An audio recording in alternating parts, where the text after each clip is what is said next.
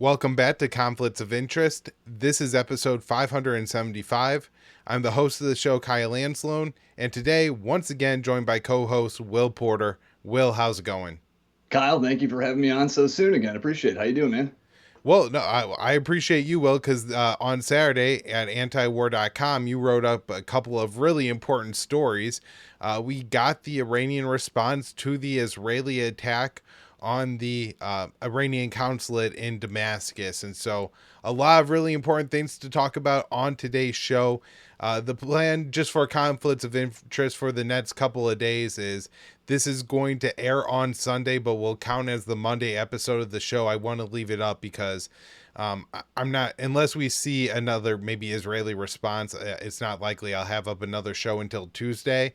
And that'll cover some of the other news going on in Gaza. But I think this response is important enough that we just, do a full show covering what happened here. So a lot of important stuff to get to on today's show. Please share the show hosted at the Libertarian Institute. We repost the show on the blog at antiwar.com, YouTube, Rumble, or Odysee for the video version of the show. And it's up anywhere you can listen to audio podcasts. I'm at Kyle Anzalone _ on Twitter, and he is at the Will Porter. Will, let's get into it. And I guess just overall, what happened on Saturday, Sunday, in Israel, in Iran, that has a lot of people saying we're on the brink of World War III. Yeah, sure. So I'll just, kind of give a basic rundown on what happened, and then we can kind of probably dig into some of the more granular details as we go, because there's actually a lot that's unconfirmed here, but we do have no shortage of reports and claims and things like that to kind of sift through. So there's a lot to look at there. So yeah, as you suggested, Saturday afternoon here, at least in the U.S. on the East Coast, around, I believe the first person I had seen reporting this was Barak Ravid of Axios. I'm not sure if he was actually the first to report it, although that wouldn't surprise me. He often does get these kind of scoops. He cited four, I think, Israeli and American officials at first, and said that a large Iranian drone attack was en route from Iranian territory to Israel. And indeed, this was retaliation for the Israeli strike on, you mentioned it, the Iranian consulate in Damascus, Syria on April 1st. That killed 7 officials, including a senior IRGC commander. And consulates typically, that is it's considered not often considered a military target. That is fully a diplomatic facility. Right. That is Iranian sovereign territory, kind of considered in that respect, right? This is an Iranian building. This is, Right. in some respects, an attack on Iran. And that's how it would be considered if, say, the Canadian embassy was hit, the American embassy was hit Yeah. in, any third country. Right, exactly. So yeah, it is technically considered like Iranian territory that they bombed, and the Israelis have bombed targets in Syria, claiming to be like thwarting Iranian militants and Iranian, the Islamic Revolutionary Guard Corps. That's sort of like Iran's like elite military unit. Their foreign force is called the Quds Force. But anyway, yeah, the Israelis have bombed Syria hundreds of times, but typically they strike what are arguably military targets, although they do occasionally bomb things like the airport. But this consulate strike really spiked tensions in the region, and you had Iran very quickly saying that we will respond in kind. And so for the last few days, we've all kind of been bracing for what might happen. You had the head of U.S. CENTCOM, the Middle East, the U.S. like military command that oversees the Middle East, visiting Israel to talk about possible coordination.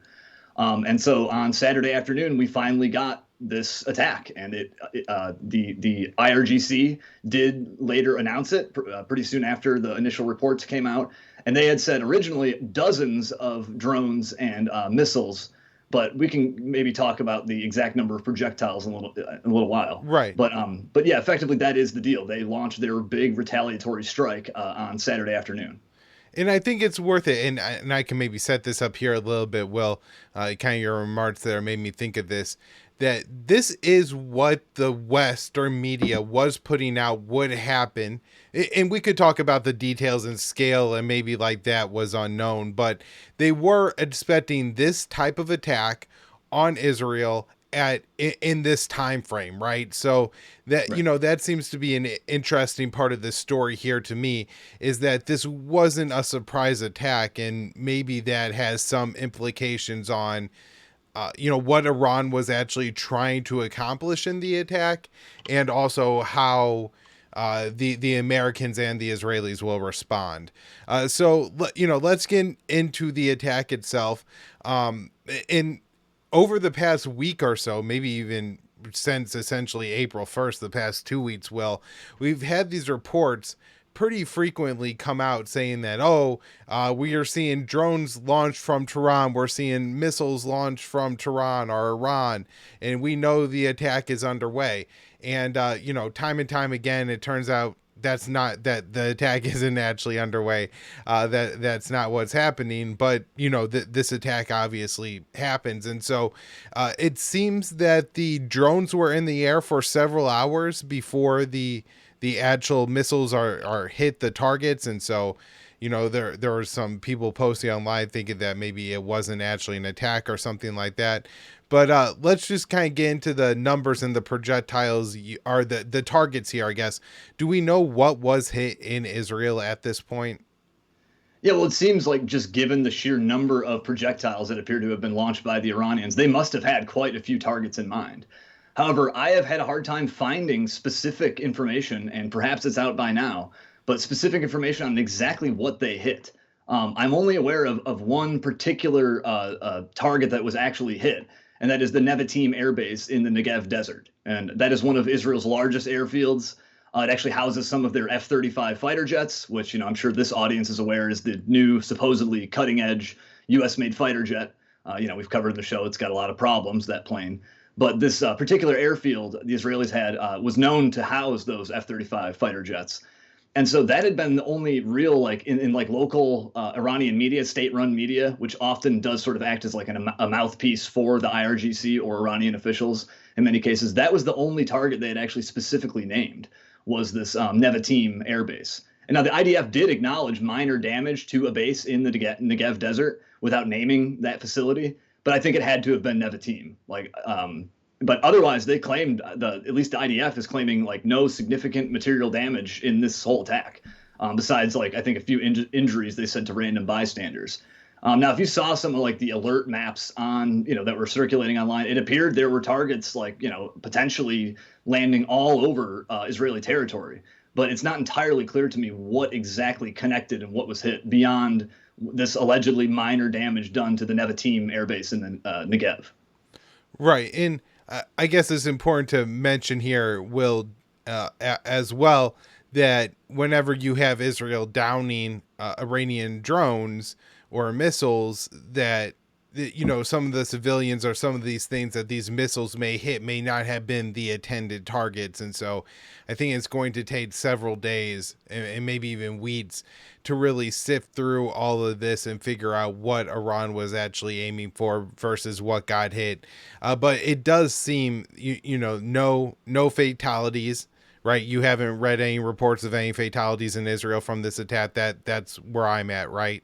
Yeah. No, I think I saw a max of like 2 injuries, although one was said to be in critical condition. No details were given. It's not clear if there was a blast that injured that person or if it was falling shrapnel from an interception or whatever. It's not clear at all how these people were injured. Right. Okay.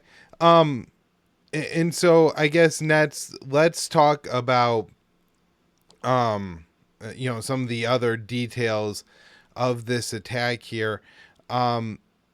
Sorry, Will, one Some second. of the bombs. Yeah, well, what kind of munitions were used here? Yeah, I mean, so you have sort of like kind of shifting figures and statements that have been given by the Israelis. I think the final number they landed on was 300 projectiles in total. They said 170 drones, over 30 cruise missiles, and then over 120 ballistic missiles. So that, I believe, is the final number they had landed on. And now I'm not sure if anyone actually has confirmed exactly what kind of munitions were used. I'd seen a lot of speculation online from sort of analysts and journalists and stuff. Like one common suggestion for the drones was that they had used a Shahed 136, which is a kind of smaller suicide drone that I assume is relatively cheap to sort of mass produce and send in like a wave the way they seem to have here.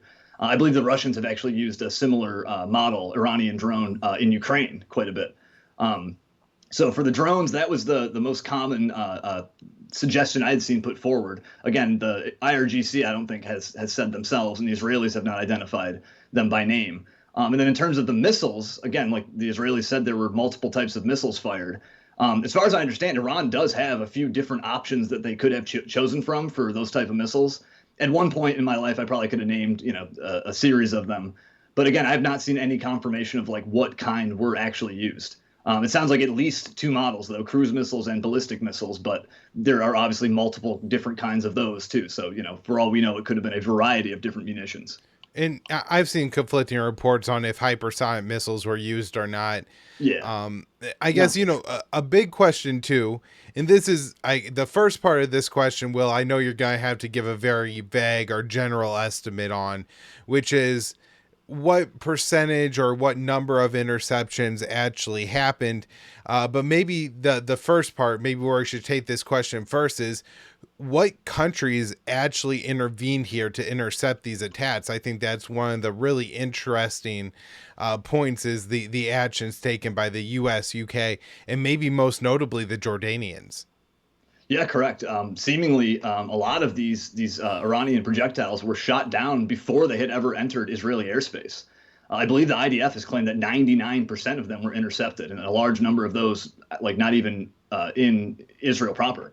And as you mentioned, those were the three primary countries that I had seen too that were reportedly, at least. Again, I'm not sure anyone has officially come out and acknowledged this, but there was like copious reporting, like many different sources corroborating that indeed American, British, and Jordanian forces were playing a pretty large role in intercepting these drones. I believe some number were intercepted over Iraqi airspace, and a lot of the other ones were intercepted over, Jordanian airspace before they had entered Israel.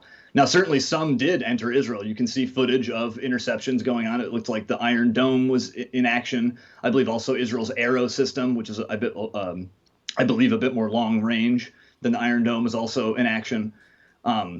But in terms of who actually took part in the downing, the reports I had seen were American, British, and Jordanian forces. Most of that being based on anonymous security sources and things like that. Right. And so, assuming it is true that the Jordanians were involved in the interceptions, I would think there would be a significant public backlash to the Jordanian leadership. I was very surprised that they were so involved in the downing, assuming that all plays out and is true, which, I've seen some pretty high level sources say it in several news outlets report it. So, Will, again, you mentioned there the 99% that Israel claims they were able to down. Does that number seem accurate to you? I mean, of course, the Israelis they have a tendency to kind of, maximize their successes and minimize their failures. I think, as you had kind of suggested, that like as the days go on, we will probably get more and more like exact confirmation of what was hit, and perhaps have a better idea of just how many were truly intercepted. The IDF had been, like I said, giving some varying figures, but I think they landed on like around 300 projectiles. And so I guess based on that number, we will be able to kind of see looking at what might have been destroyed. Although I guess there's also a question too of intercepted munitions do still sometimes fall and cause damage. So perhaps that it may not have hit its intended target, but it still did some damage. And so I guess you'd count that as an intercept. But the 99% claim does seem a little bit excessive to me. Yeah. And Will, I think in some respects, it's almost quite incredible that there weren't more Israeli fatalities here, just given the level of interceptions that occurred over Israeli skies.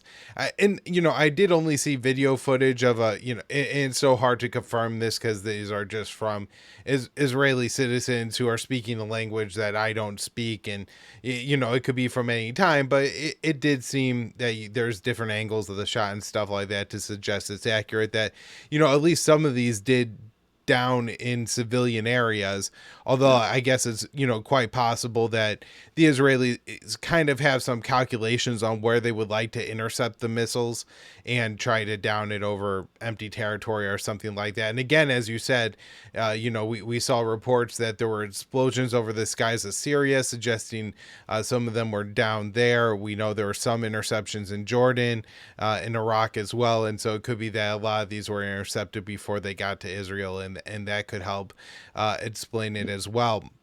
Right. What other details, Will, do we need to know about the actual attack? Yeah, so something just to kind of to tie to what you had just said there, that perhaps there was a surprising lack of Israeli casualties. Like, the two injuries I had seen, I believe that was it. The IDF didn't, you would expect them to upsell any people killed by the Iranians in this attack.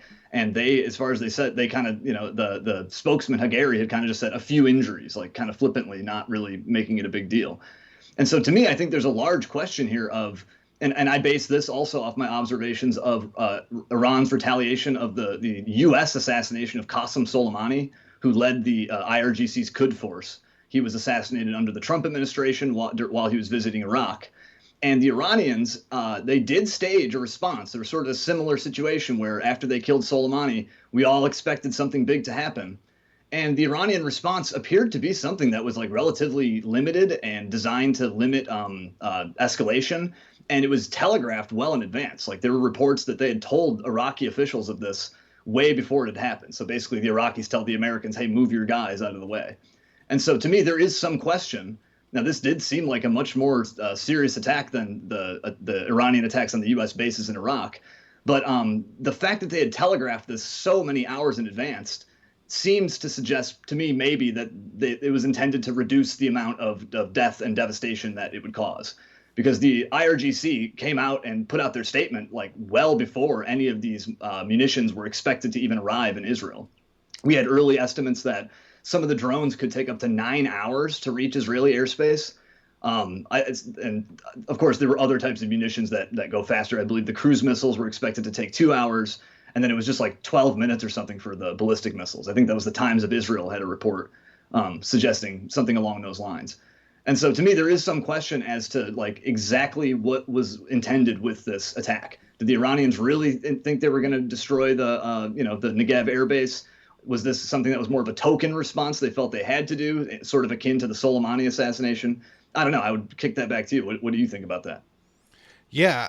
Yeah, I mean, it's so hard to say. Well, I guess in some respects, I do understand that if the goal of Iran was to overwhelm the Israeli air defense systems, then they would, have to launch the more inexpensive drones into the air that they probably have a lot of well in advance of their missiles.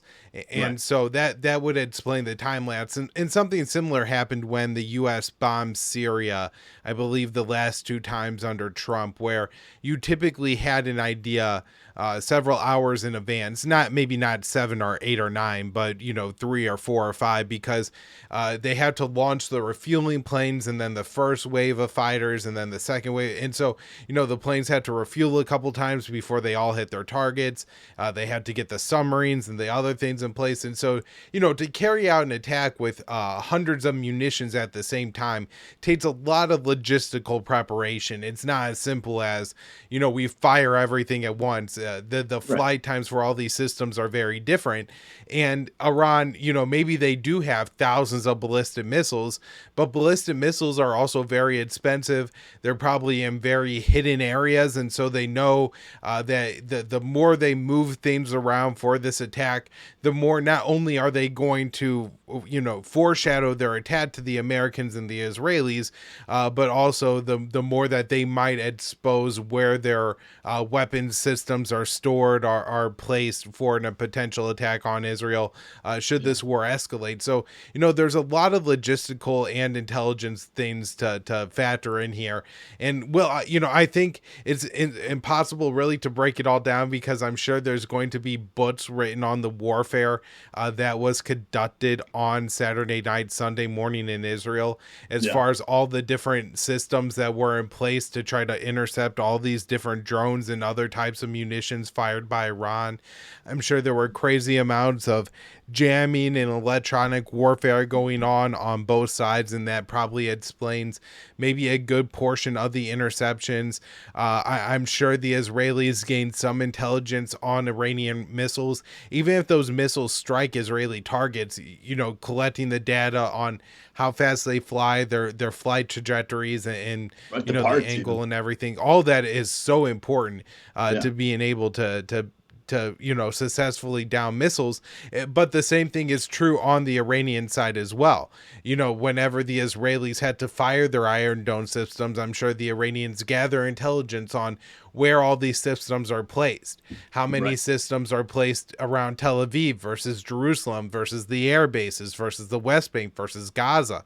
And I'm sure they collected an awful lot of intelligence as well, and probably intelligence too around, okay, the Iron Dome will hit our drones, but how many drones do we need to have in this area to overwhelm the number of targets that the Iron Dome could take out at a time, so Right. our more expensive and more prominent missiles could get through?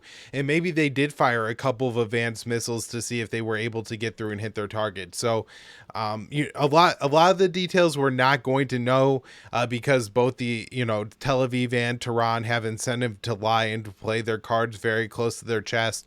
At Right. the same time, information is going to be leaked out. We're going to learn more and more about this in the coming weeks, and it's all very interesting. Now, I will say that this to me does seem that the Iranians were able to walk a very careful tightrope here, Will, where in one sense they push some pretty major boundaries, and we'll get Yeah. into other boundaries that it may even be more significant in some respects, with the seizure of the container ship in the Persian Gulf, and what that could mean.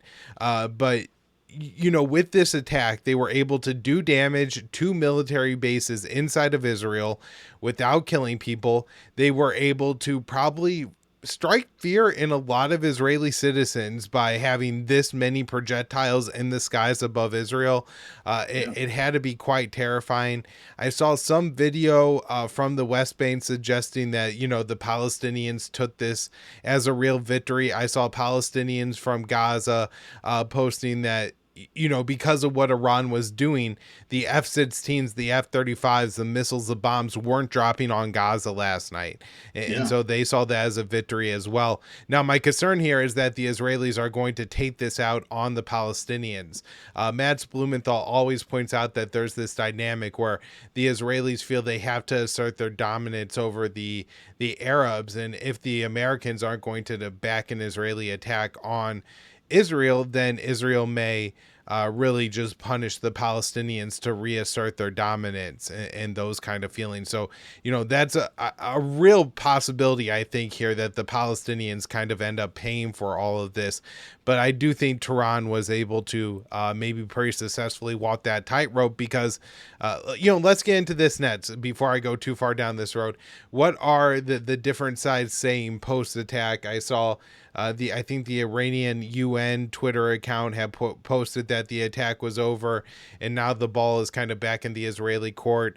The Americans, from my understanding, are saying they don't want to conduct any offensive operations inside of Iran with the Israelis, and the Israelis are saying to war. They're ready to go.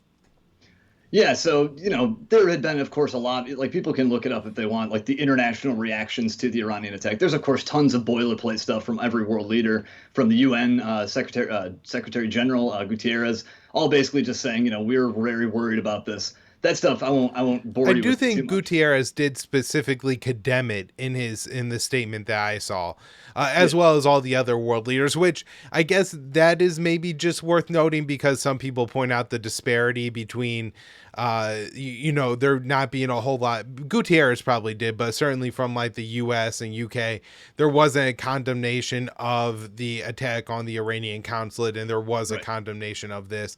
And Yeah, people may point out scale, but in terms of death, more Iranians were killed than Israelis. right, right. Yeah, but in terms of the responses, one thing I did want to point out, I mean, the White House had kind of been a little bit tight-lipped about things. Biden at one point said, "Hey, I'm meeting with my people. We're watching this very closely." However, Biden later put out a statement that I thought was sort of surprising. It was surprisingly tame, in my opinion. He did condemn the attack, but not in the usual way you would expect an American president to. Typically, he would have said this is a horrible act of terrorism. And how dare Iran put so many Israeli civilians at risk and hurt innocent people and all this stuff. But in this case, he worded it as, quote, an unprecedented attack on military facilities in Israel, specifically like stressing that this was almost a legitimate military response. Obviously, without saying it directly, he condemned the attack. but in words that you typically would not, expect. He also, another thing he made, a point to mention was that no U.S. forces or bases were attacked in this attack here, which is something I had been watching. I assumed that maybe the Houthis in Yemen or Kataib Hezbollah in Iraq or one of the other local allied, Shia militias, they call it the Axis of Resistance. I assumed that maybe there'd be rocket attacks on U.S. bases or strikes on Erbil or whatever. But according to the White House, that did not happen. Now, maybe they're downplaying, maybe such things did occur and they're downplaying it. But I just think it's an interesting thing, though. The White House is signaling at least that they're not too interested in a military response. In fact, they even said we were going to convene with the G7 for a diplomatic response. Now, I'm not sure if they mean the kind of diplomacy like, Israeli diplomacy, bombing a consulate. That's, but it sounded more like a tame, like, they say diplomatic response. Who knows, sanctions or just some kind of condemnation in the international community for the attack. But it was something that kind of surprised me in terms of, how tame that was. Yeah. No, I do agree. I think it's a good sign, Will, that the American response here, what the Biden administration is going to look to do is to not escalate this problem. Yeah. Which was the real fear, the real threat was that the Americans were going to escalate here, and it does not seem that's going to happen. In that, almost similar to how Trump responded to the Iranian attack after the Soleimani assassination, it seemed pretty clear that the Americans weren't ready to escalate, and so I guess that leaves the kind of the question mark here. Oh, one more thing I want to say, Will, was just that the fact that there weren't other attacks on American bases or anything in the Middle East suggests to me somewhat that the Iranians must have told the Shia militias in Iraq and Syria to stand down and not do anything, because you could imagine a situation where they're specifically motivated by this to start attacking Americans, feeling the conflict is going to be coming into strike first. So, Right. So what about Israel? Well, I was just going to first say that, yeah, I do also get the idea that Iran did take steps to limit like how far this could possibly spiral out of control. I had one of my former editors and colleagues at RT had said he thinks it was a PR stunt, and maybe that's a bit of an exaggeration, but I do think the response was calculated, that this was not maybe an all-out, attempt to destroy everything in Israel. Maybe they hoped some things would connect and blow up, but like it did seem the Iranians did a lot to kind of like restrain this. I mean, even in the fact of telegraphing it in advance. It'd be one thing to launch drones that take 9 hours to get to their target, but the IRGC announced it in public and said, "Hey, well, we're sending these drones now." Maybe it would have been impossible. Maybe the Israelis would have found out no matter what. But it did seem like they were going out of their way to, kind of telegraph these things. And now, it seems that Tehran had telegraphed it at least through bad channels as well, given how sure the Israelis and Americans were that this was going to happen. Yeah, exactly. Now, in terms of the Israeli response, that's also something that has kind of surprised me. Now, today, Sunday, the Israeli War Cabinet, I believe, is convening to discuss this attack, the outcomes of it, the potential response. But the sort of official statements I had seen from the IDF so far, again, had been relatively tame, almost downplaying like the damage that this had done. Hagari, one of the main spokesmen, again said some minor damage to a base, a couple injuries, but he did not like play this up as some dire thing. I had seen one unnamed, quote unquote, senior Israeli official quoted in their local media, I believe Channel 12, saying that there would be some kind of like unprecedented Israeli response.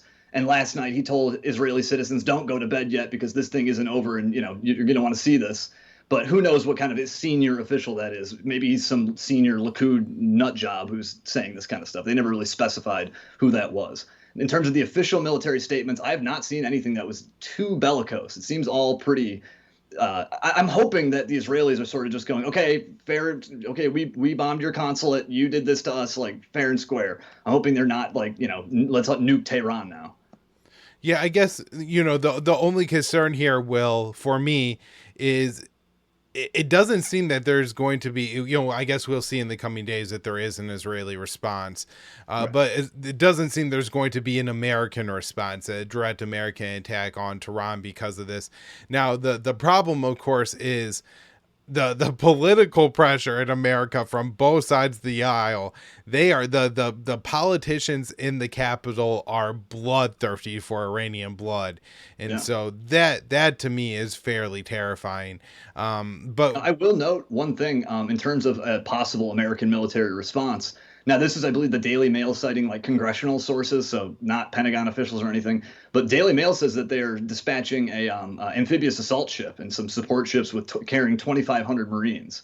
Actually, the same amphibious assault ship they had sent a couple months ago because of the Gaza tensions. If people remember, they sent a couple carrier strike groups into the area and a couple other types of ships. One of which was carrying this USS Bataan, I believe is what it's called, carrying Marines. So now they're allegedly, at least this is the report, sending that into the Eastern Mediterranean.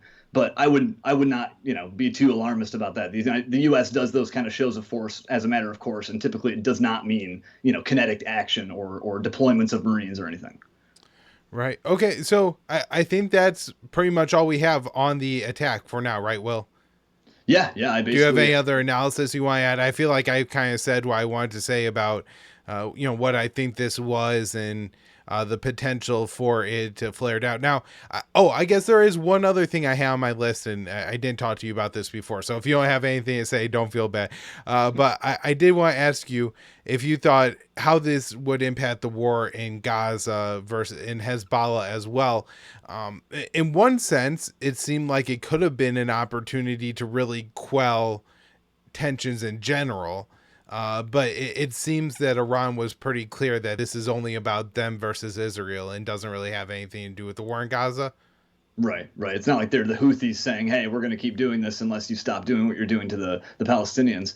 Now, I think you had mentioned something that is indeed relevant. I mean, the more the Hezbollah up there in Lebanon, the more things they fire into at the IDF, the more they're going to tie up the IDF.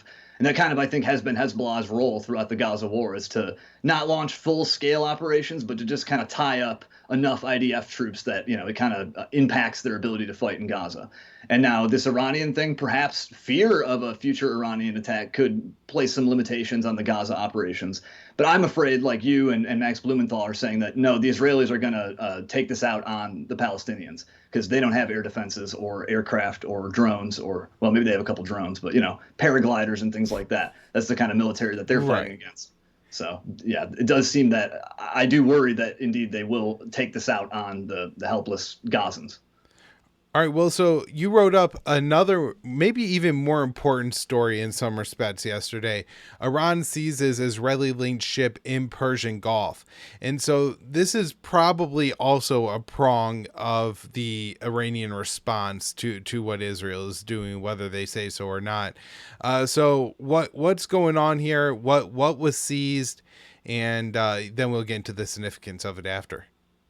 Yeah, sure. So this actually occurred several hours before the first reports of the missile and drone attack. And it seemed to me like, first, I guess, let me just say the Islamic Revolutionary Guard Corps, their naval forces stormed I believe, a Portuguese flagged cargo ship that was sailing near the Strait of Hormuz, I think off the UAE coast. This is early on Saturday. The IRGC announced the operation. They didn't really say why they were doing it, but one could assume it was part of a multi-pronged response to the consulate bombing. Now, when this had just happened, I think a couple of us were looking around going like, really? That's it? That's all they're going to do is take a ship? But then, of course, within hours, we had quite a bit more news.